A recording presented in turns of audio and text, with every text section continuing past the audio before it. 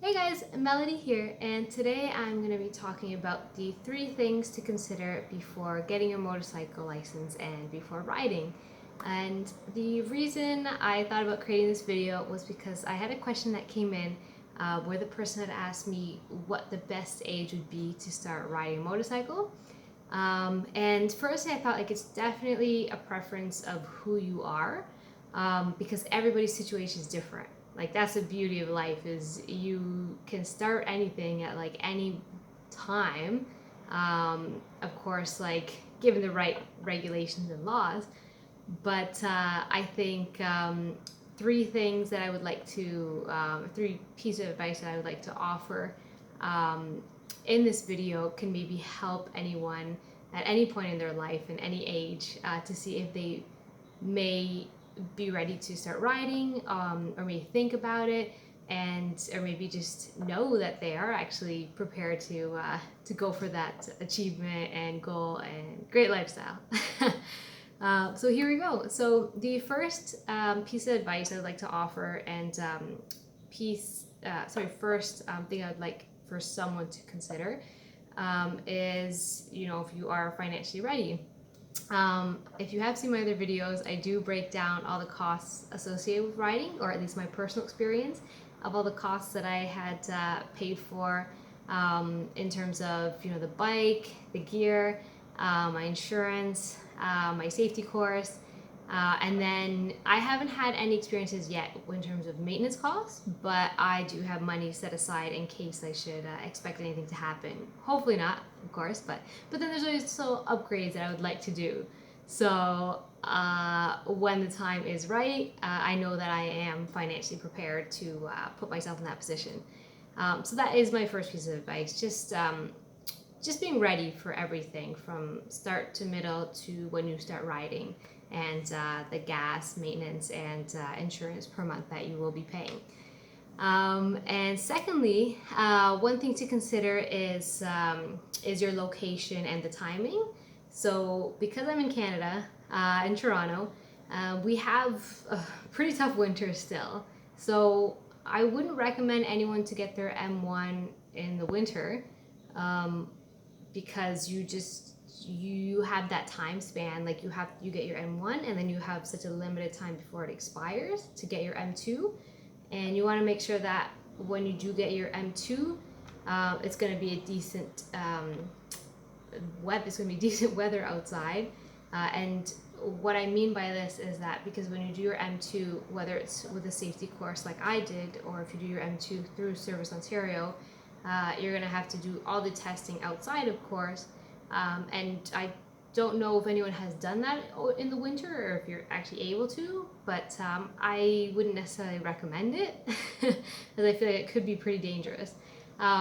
So that is my second piece of advice, is your timings, and what I can actually recommend for that is, and for instance, what I had done was I did my written test, my M1, in about March. And then I did my M2 shortly after. I'm pretty sure I booked it for like the next weekend. So the weather was gorgeous. It was such a nice weekend to do it outside over the weekend. And I think my timing was pretty good. And I've had my M2 since last year, so I look forward to getting my full M very soon. So that was timings, and so now my third piece of advice, and the third thing to consider, in my opinion, is in terms of your maturity. And what I mean by this is, let's say you are 16 years old, 17 years old. 16 is the age where you can start riding here in Ontario. So let's say you're 16, 17, 25, 27, 30, 40. In my opinion, I think age is just a number, and I believe that as long as you are mature enough, and you feel ready and comfortable and confident in your own abilities, I say absolutely go for it.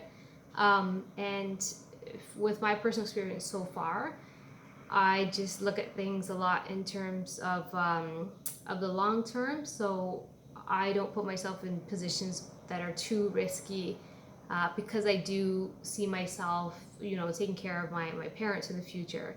So I love riding.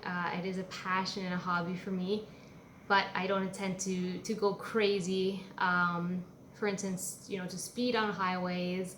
Not to say, anyone who does that is wrong, but it's more preference, and I just tend to try to be a little bit safer with my riding style, because I know that I look forward to the next summers and the next summers and what I'll be able to do to help my parents out in the future.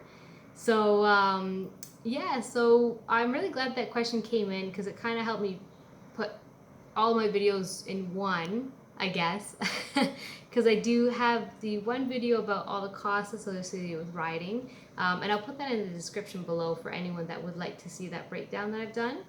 And then these two other pieces of advice with the timings is also included on how I got my M1 and M2. In terms of maturity, this was kind of like something I was thinking about of how I should present it, but overall I hope this does answer that question, and if anyone else is sort of in that hesitant phase of whether they think they're ready, I hope this video puts a good idea and perspective for anyone who is looking to make that step.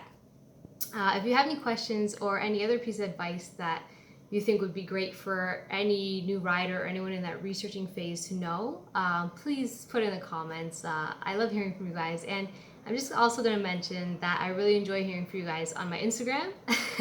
I'm definitely like an open book, so whenever someone reaches out to me, I'm happy to like contact them back, and I really like to see too, when I've followed someone back, that they've gotten their gear at Town Moto or somewhere else in Toronto that I may have mentioned in my video. So congrats to those of you who have told me you have your M1 or M2. I'm so proud of you guys, and thank you so much for all the support.